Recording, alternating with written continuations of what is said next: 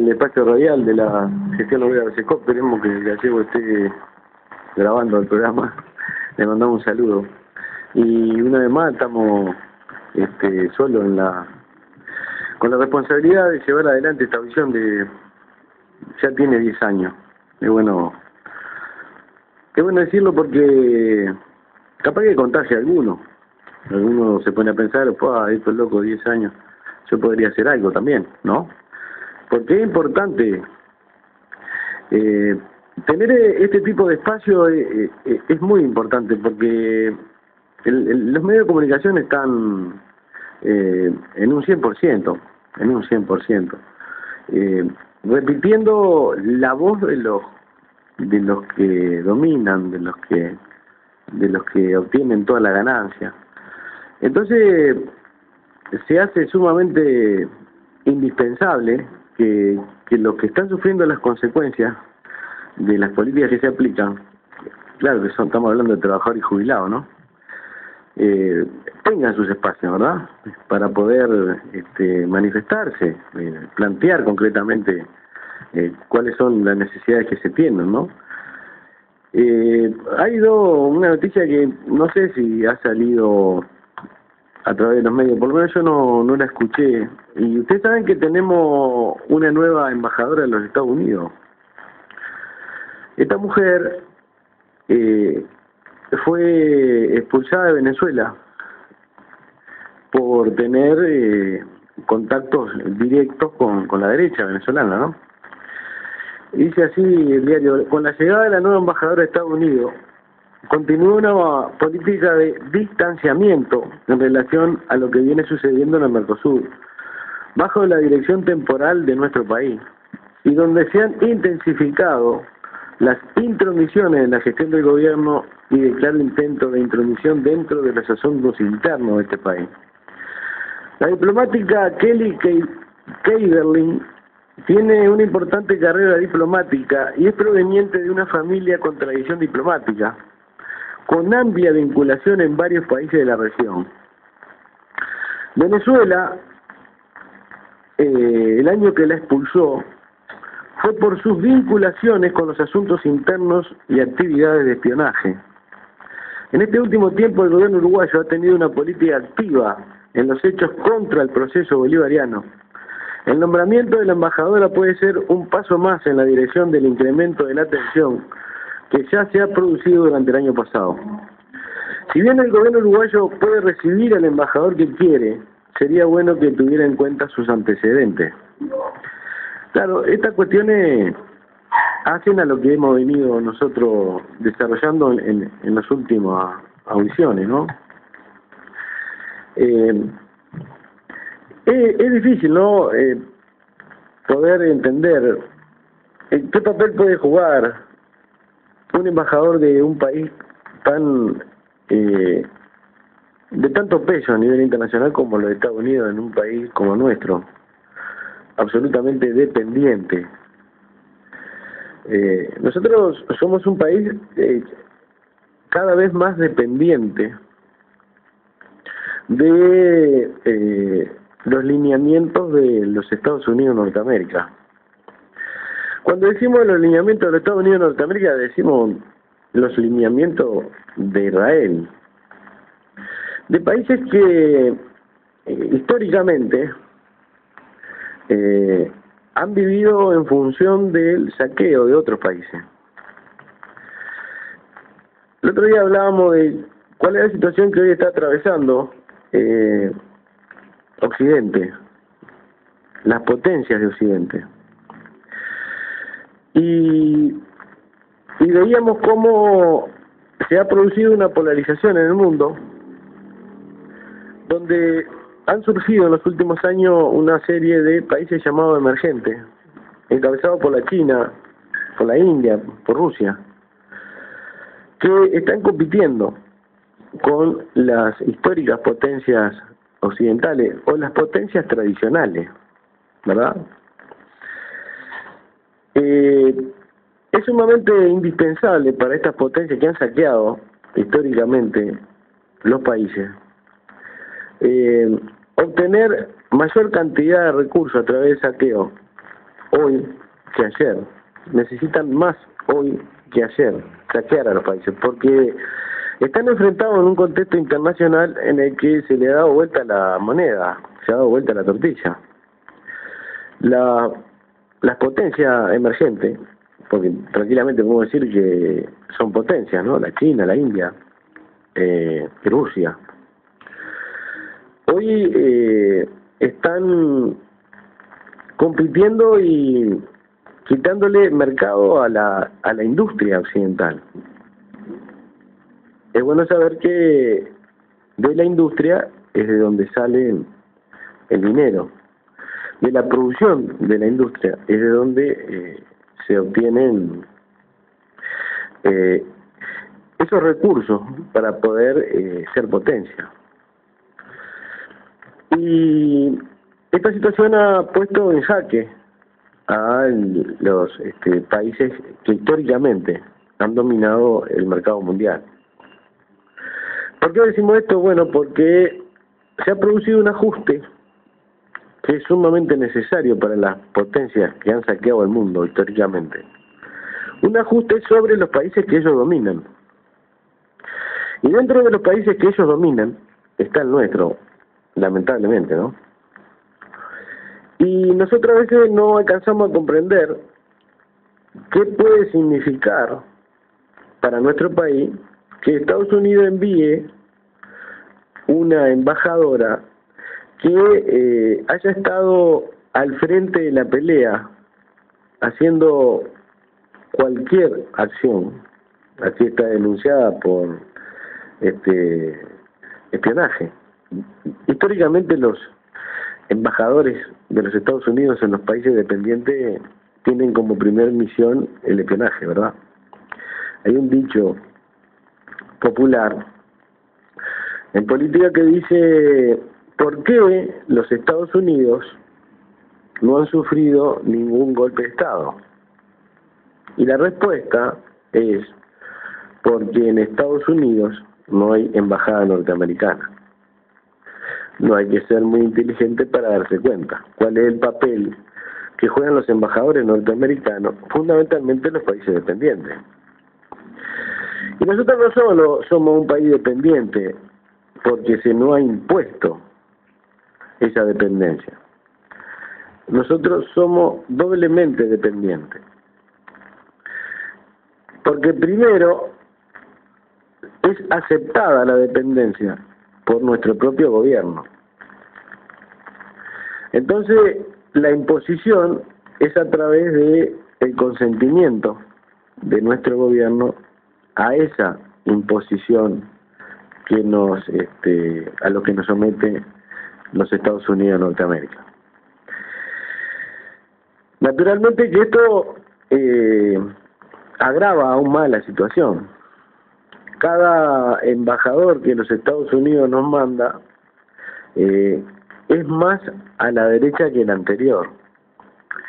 Y naturalmente la situación que hoy tenemos en América Latina con el enfrentamiento entre los Estados Unidos y los países dependientes neoliberales para sacarse de encima el proceso de Venezuela, es un tema que nos debe preocupar. Y es un tema que, aunque parezca lejano, tiene mucho que ver con los ajustes que hoy el pueblo uruguayo está sufriendo.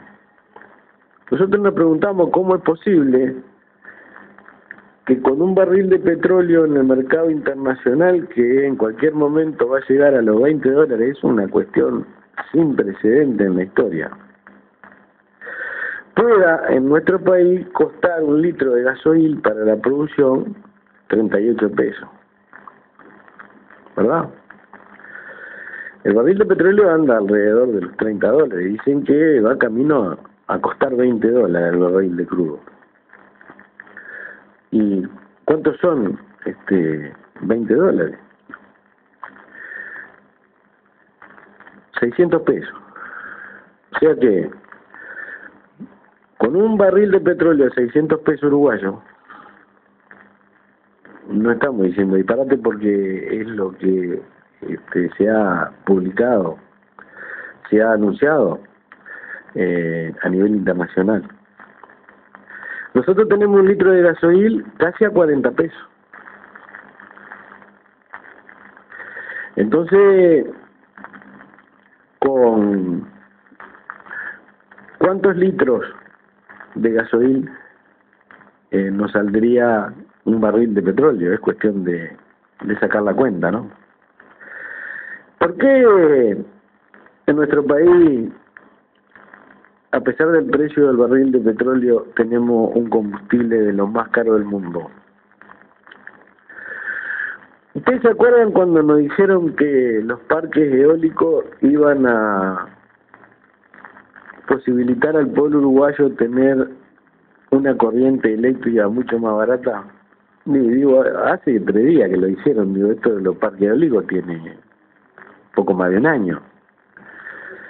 Entonces nos llenaban de molino de viento, y en la medida que el presidente y los ministros inauguraban los parques eólicos, el pueblo uruguayo aplaudía de pie, porque con la instalación de estos parques eólicos nosotros íbamos a pagar una corriente eléctrica muy barata. Bueno, la luz esta semana subió casi un 10%. Entonces uno se debe preguntar, ¿qué es lo que está pasando, no? Bueno, lo que está pasando es que las potencias occidentales, enfrentadas a los países emergentes, están sintiendo el rigor de una competencia que no habían tenido hacía muchos años.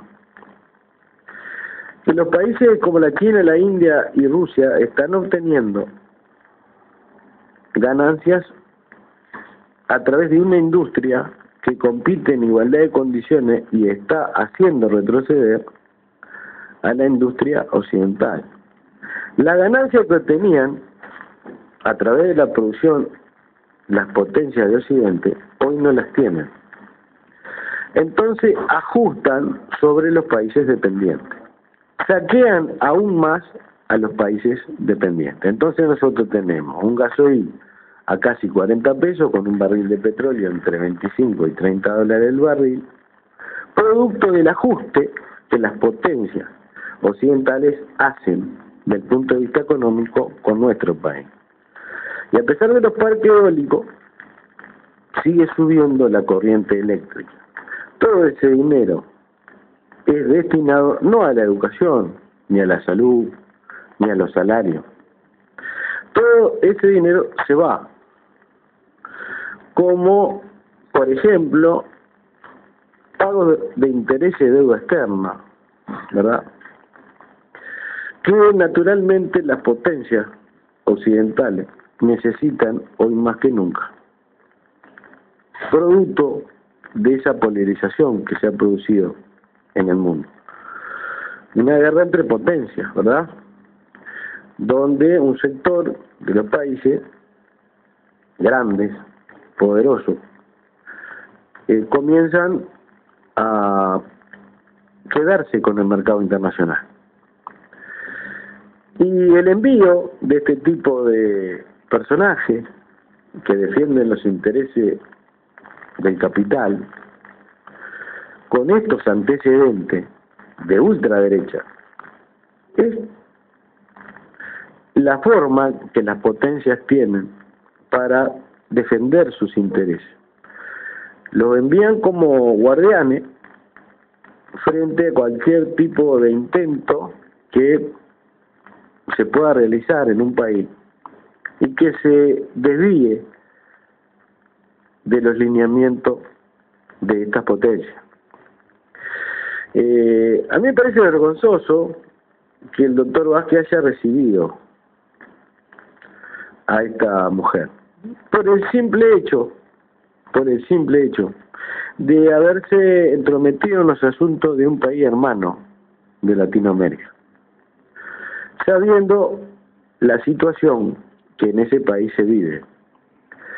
Porque se podrá discrepar como se podía haber discrepado en la Argentina hoy se podrá discrepar con el gobierno venezolano y ayer se pudo haber discrepado con el gobierno argentino.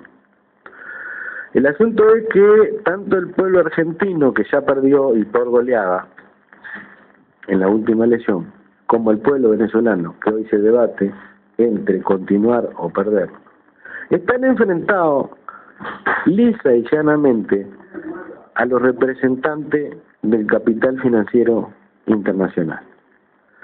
Tanto Mauricio Macri como la derecha venezolana tienen como único objetivo devolver a las clases dominantes, representantes del capital, todo, lo mucho o lo poco, que el anterior gobierno argentino y el actual gobierno venezolano le ha dado al pueblo, lo mucho o poco. Decir que el proceso venezolano ya entregó la vivienda a 1 millón es interesante, ¿no? ¿Qué pretende la derecha venezolana? Privatizar, porque son los representantes del neoliberalismo. Y el neoliberalismo es la política económica que Estados Unidos pretende imponer en todos los países del mundo. Y hoy, enfrentado a las potencias emergentes, necesita aún más neoliberalismo en los países que ellos dominan. Si antes de existir las potencias emergentes que compiten en igualdad de condiciones con los Estados Unidos en el mercado internacional te saqueaban, hoy que tienen competencia en las ganancias, te van a doblemente saquear. Por eso aparecen estos personajes de ultraderecha para garantizarle a los Estados Unidos de Norteamérica el control sobre cualquier tipo de desviación que pueda tener este país. Claro que desviación en este país, en este momento, no están dadas las condiciones, porque este país es gobernado por 4 partidos desde el Parlamento, que le aseguran a los Estados Unidos de Norteamérica que sus intereses van a estar defendidos a costa de la suba de la luz, del agua, del teléfono, ¿verdad? De las rebajas salariales, del precio del combustible, ¿no? A ese costo que sufre la población, a la falta de vivienda, al crecimiento de los asentamientos, a la destrucción de la educación y de la salud. Todos esos recursos tan necesarios para que el pueblo viva mejor son recortados a través de la presión que las potencias occidentales encabezadas por los Estados Unidos ponen sobre la economía de los países dependientes. Estamos de rodillas frente al capital financiero internacional, que es el auténtico enemigo de los intereses de los trabajadores, ¿verdad? Eso es bueno analizarlo. Creo que un trabajador que no sabe cuál es la causa por la cual vive mal va a continuar toda su vida soportando, sobreviviendo, subsistiendo, sin tener la más pálida idea de nada. Y lo peor de todo es que va a entrar en una especie de acostumbramiento a que no hay vuelta, y este es el único camino. El famoso no se puede, aquel que tanto criticó y denunció antes del 2005 el actual gobierno. Cuando Blanco y Colorado aplicaban las mismas políticas, la fuerza de izquierda denunciaba que los intentos de los gobernantes eran desmoralizar a la población. Y decían, en muros, en carteles, en los medios de comunicación, hay que romper con el no se puede. Bueno, la misma receta, que no es nacional, la receta del no se puede, la receta de la desmoralización, la receta del acostumbramiento a vivir miserablemente, es la receta que trae esta mujer, que se llama Kelly Keiderling, que fue expulsada de Venezuela bien expulsada, y que hoy viene a continuar la defensa de los intereses de las potencias occidentales. Estos son asalariados del capital financiero internacional, enviados directos de Washington para un control estricto de los asuntos económicos, los intereses de los Estados Unidos. Esperemos no verla en el Quincho de Varela, almorzando o cenando con los dirigentes del PCNT y los gobernantes uruguayos. Esperemos no verla en el próximo acto del 1 de mayo,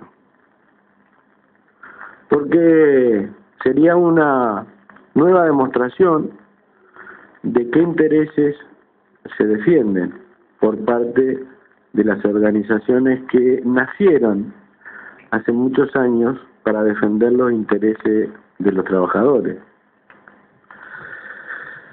Y nosotros hemos visto cómo por primera vez en la historia un embajador de los Estados Unidos, como lo fue la dominicana Yulisa Reynoso, decíamos, por primera vez en la historia un embajador de los Estados Unidos concurría a un acto del 1 de mayo.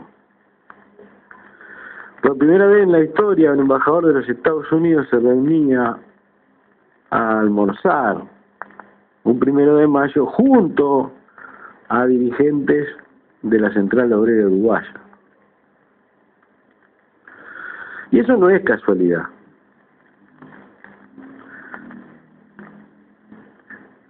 Ustedes imaginen lo que hubiera significado en el último gobierno que gobernó uno de los partidos tradicionales, que fue de 1999 al 2004, y fue Jorge Valle.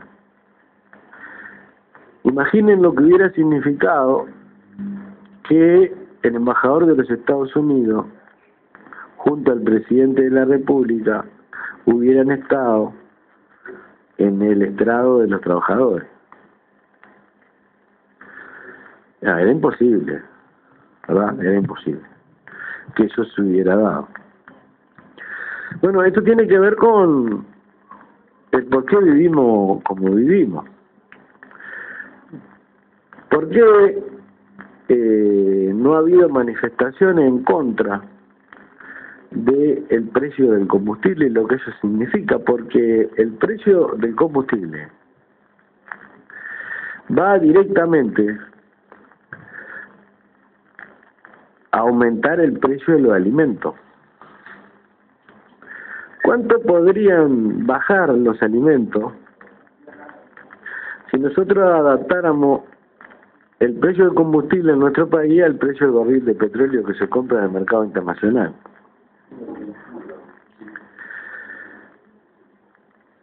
La suba de la electricidad y del agua no fue denunciada por las organizaciones como el PCNT, ¿no? Sí hubo una declaración de los dirigentes del sindicato de la UTE que decían que no solamente no debía subir la luz, sino que estaban dadas las condiciones para que la luz bajara. El propio ente estatal, UTE, decía el mes pasado que la luz debía subir un 7%. Increíblemente el Ministerio de Economía aumentó el precio de la luz casi un 10%, o sea, casi un 3% por encima de lo que estaba planteando la UTE. Y los uruguayos con una pasividad sin precedente, porque por lo menos, por respeto, hubieran seguido los planteos de la UTE. Si la UTE dice un 7, vamos a ponerle un 7. No, la UTE decía un 7, y Astori dijo un 9,85, casi un 10%. Bueno, esto es bueno saberlo. Ahora, ¿qué nos espera para el futuro? Porque, digo, frente a la pasividad, uno dice, bueno, la gente está pacífica porque dentro de poco tiempo las cosas van a cambiar. Y a nosotros nos interesaría analizar si las cosas van a cambiar. Y nosotros decimos, sí, las cosas van a cambiar. Porque nada queda detenido en materia política. En materia política se avanza o se retrocede. Nunca se está estancado. Entonces, un cambio es tanto un avance como un retroceso. ¿Cuántos años hace que venimos retrocediendo en materia de vivir dignamente? Después que se terminaron los dólares de la inversión extranjera, que hace rato que se terminaron, comenzó un proceso de retroceso en materia de vivir dignamente. Comienza un proceso en el que comienzan a caer los salarios producto de la desaparición de los dólares que habían ingresado con la inversión extranjera del mercado. Es fácil de entender. Y podemos dar un ejemplo diferente. Si en el mercado está inundado de producción de zapatos, eso va a significar que los zapatos bajen su precio. Pero si en el mercado no hay una sola zapatería que tenga zapatos, cuando aparece un par de zapatos, el precio sube enormemente. Son las leyes del mercado, del sistema. Cuando nuestro país, a partir de la inversión extranjera, comenzó a recibir miles de millones de dólares, se inundó el mercado de dólares. El dólar bajó. Al bajar el dólar, crece el peso, y al crecer el peso, crece el salario. Baja el precio de los alimentos. Entonces tuvimos un periodo de tiempo en el que el salario rindió más que anteriormente, en todo sentido. Había más puestos de trabajo y los empresarios estaban todos contentos porque seguían obteniendo o tenían mayores ganancias que las que venían obteniendo. Es la teoría del derrame. Al ingresar inversión,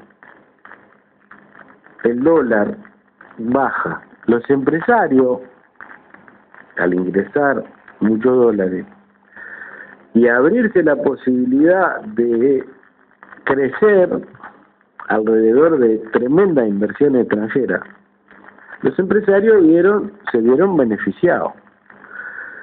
¿Y eso qué producía? Producía que estaban los empresarios contentos, ganando mucho más que antes, y permitían que se derramaran más migas de la torta. Y en ese marco, que fueron unos años, no más de 3, la propaganda oficialista se encargó, a través de los medios de comunicación, de meterle en la cabeza a la gente que este era el camino, que no se había vivido nunca de esta forma y que era producto de que el Uruguay había logrado atraer a los capitales inversores. Entonces todo el mundo festejaba y aplaudía la inversión extranjera. Hoy estamos sufriendo las consecuencias de lo que eso significó. 3 años de bonanza, donde se trabajó, se cobró un salario interesante, se vivió mejor, hasta que quedaron instaladas definitivamente las multinacionales. Al quedar instaladas definitivamente las multinacionales, comenzó un proceso de aceleración, de saqueo.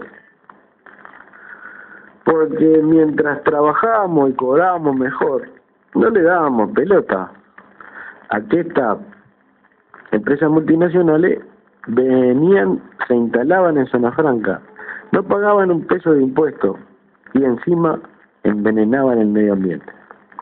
Nadie le daba pelota a nada. Porque la propaganda oficialista se encargaba de hacernos olvidar de que no pagaban impuestos. No importa que no paguen impuestos, no importa que estén en zona franca, no importa que de la celulosa no dejen nada, no importa que los ojeros continúen envenenando a través de la fumigación, no importa lo transgénico.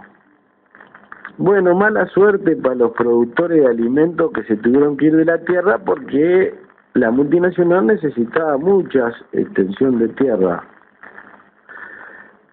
muchas hectáreas, miles de hectáreas, millones de hectáreas, para poder plantar eucalipto para tener materia prima. En la misma medida en que muchos festejaban por tener trabajo por un tiempo y un salario mejorado, en esa misma medida o en ese mismo tiempo se iban desplazando del campo los productores de alimentos y van generando desocupación en otro sector.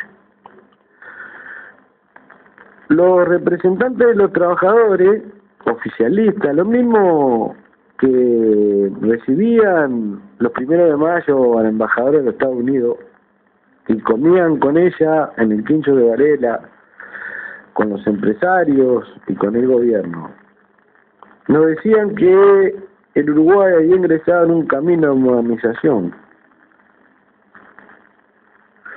y que el cambio de la matriz productiva era la salida para una nueva forma de vida y un bienestar para las familias uruguayas. Llegó a decir una de estas bestias que si se instalaba Arativí en nuestra tierra, el Uruguay iba a poder tener o acceder a la industria siderúrgica. Y le habían hecho creer a los trabajadores, de la misma forma que le hicieron creer a los trabajadores que los parques eólicos iban a bajar la energía eléctrica. Le hicieron creer a los trabajadores que la industria metalúrgica iba a crecer de tal forma que todo el mundo iba a tener trabajo. Íbamos a pasar prácticamente a ser un país emergente y íbamos a competir en el mercado internacional con el hierro que nosotros íbamos a extraer de nuestro suelo. Y el analfabetismo político se presta para eso.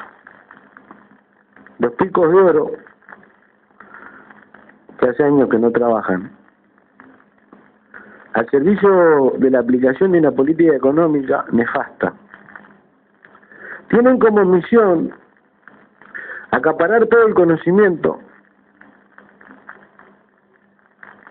y trasladar en cuenta-gota algo de ese conocimiento tergiversado, como el que acabo de nombrar, la creación de la industria siderúrgica, los altos hornos,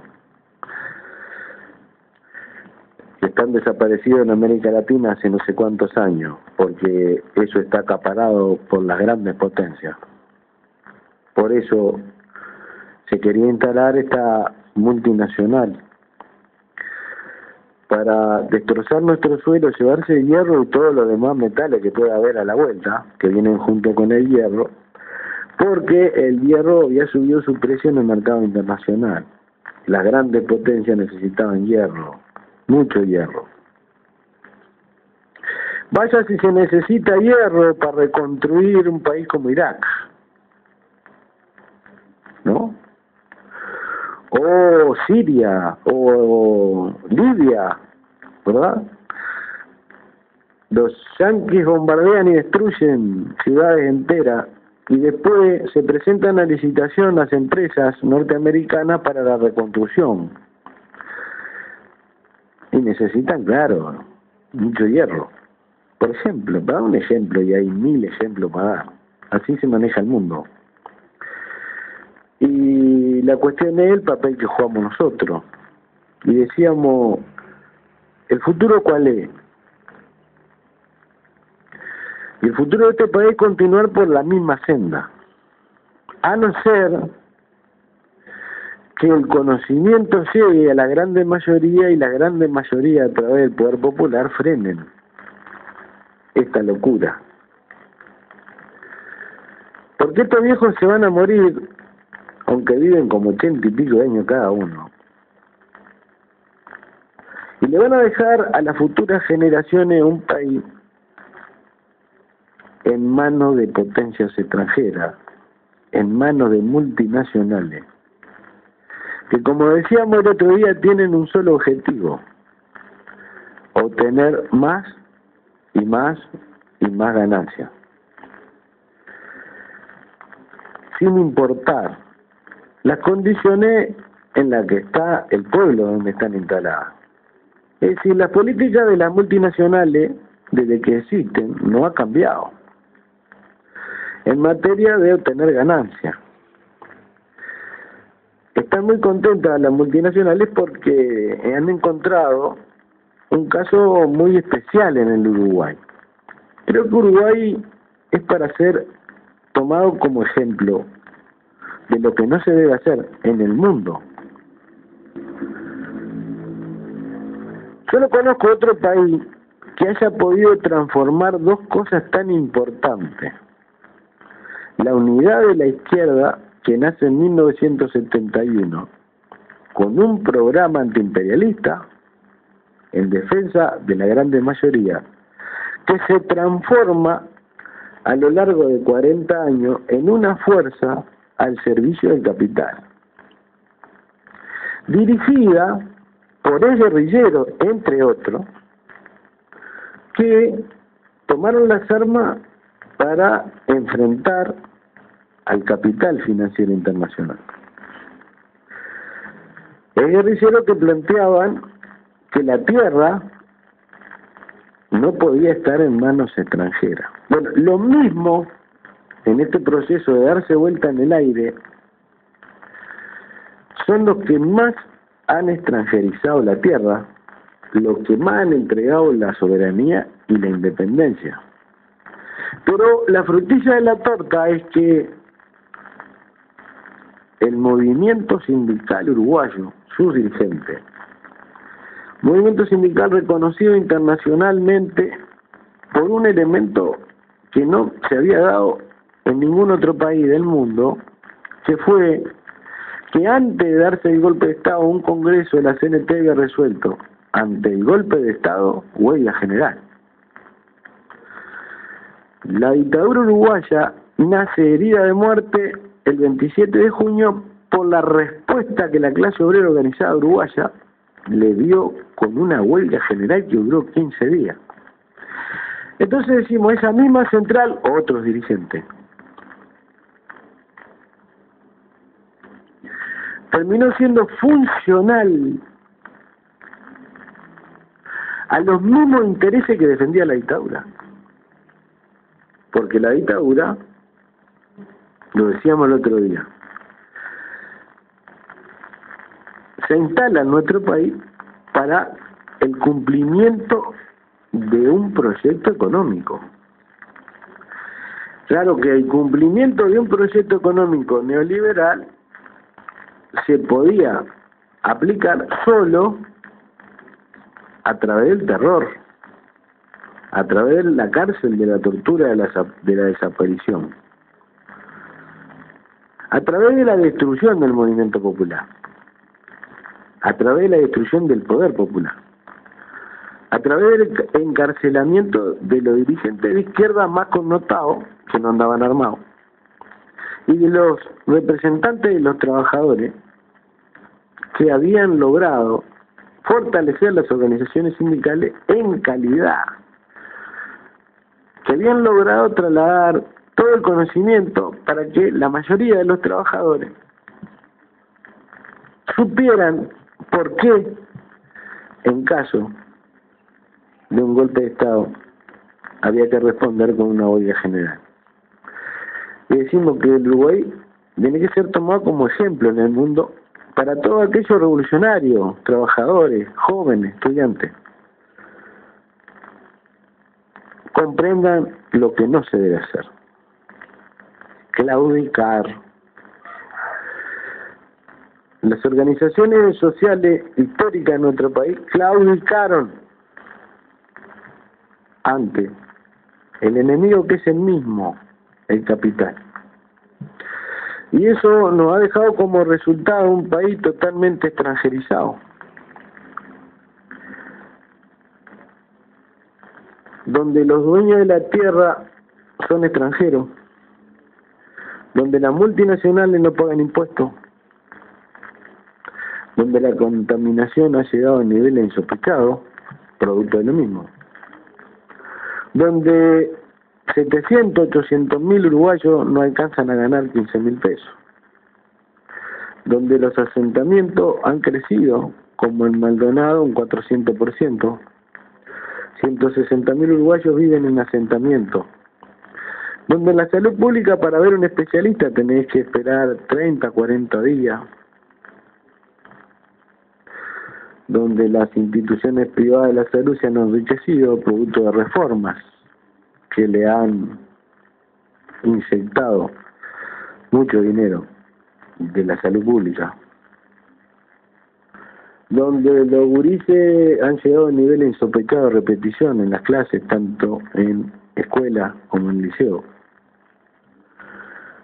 La deserción a los estudios por parte de los gurises llegado a niveles insospechados. Y de continuar este tipo de política mientras el pueblo siga durmiendo, tendremos años cada vez más duros, ¿no? Y habíamos arrancado hablando de qué increíble que se haya recibido como embajador de Estados Unidos a alguien que fue expulsado de un país hermano latinoamericano que hoy está enfrentado al imperio. Repito, podemos estar o no de acuerdo con lo que se viene aplicando en Venezuela. Lo que sí no cabe ninguna duda es que lo que hoy se enfrenta al gobierno y al proceso venezolano no es el pueblo, es la derecha más rancia, es el neoliberalismo feroz, llevado adelante por golpistas. No es el pueblo organizado. Y en caso de ganar, esta derecha va a arrasar, tal vez en menos tiempo, porque creo que es mucho más cruel que la derecha argentina. Porque la derecha argentina, el neoliberalismo argentino, los representantes del capital financiero internacional en la Argentina, encabezada por Mauricio Macri, en 30 días, le pegó más duro al pueblo argentino que cualquier otro gobierno en el mismo periodo de tiempo. Cuánto odio, ¿no? Tiene 5 años para gobernar y en 30 días ha arrasado fundamentalmente el pueblo. Y estas cuestiones me parece que deben saberse. Claro que te pintan y es un enemigo poderosísimo. Ahora no podemos quedar cruzados de brazos, ¿verdad? Hay gente que cree todavía que en los próximos años se puede dar vuelta a la situación y que vuelvan los puestos de trabajo y salarios más dignos. ¿Cómo es posible que tengamos en los próximos años más puestos de trabajo y salarios más dignos si estamos subidos al carro de los perdedores? Estamos subidos al carro de los Estados Unidos, que están perdiendo por goleada con los países emergentes. Porque si entendimos la aplicación de un principio, los ajustes que nosotros estamos recibiendo, que el precio del barril de petróleo esté 25 o 30 dólares y acá el litro de combustible esté 40 pesos, es producto de un ajuste que nos están haciendo los mismos países que nosotros le tomamos el ónibus. Nosotros estamos subidos al mismo ónibus de esos países, que están siendo garroteados por los países emergentes. Y no quiero decir que los países emergentes como China, India o Rusia sean socialistas, no, también son imperialistas. Vienen por la misma torta. Vienen por la misma torta, ¿verdad? Y seguimos recibiendo embajadores o agentes asalariados que defienden los intereses de la potencia, que son enemigos del pueblo hermano. Entonces, más para el carajo no le podemos pegar. Un gobierno más irresponsable que este no ha existido en la República Oriental del Uruguay, eso no me cabe la menor duda. Y hay 50.000 elementos para nosotros poder documentar la situación que se vive. La desocupación ha llegado a un nivel de los 2 dígitos, ya está.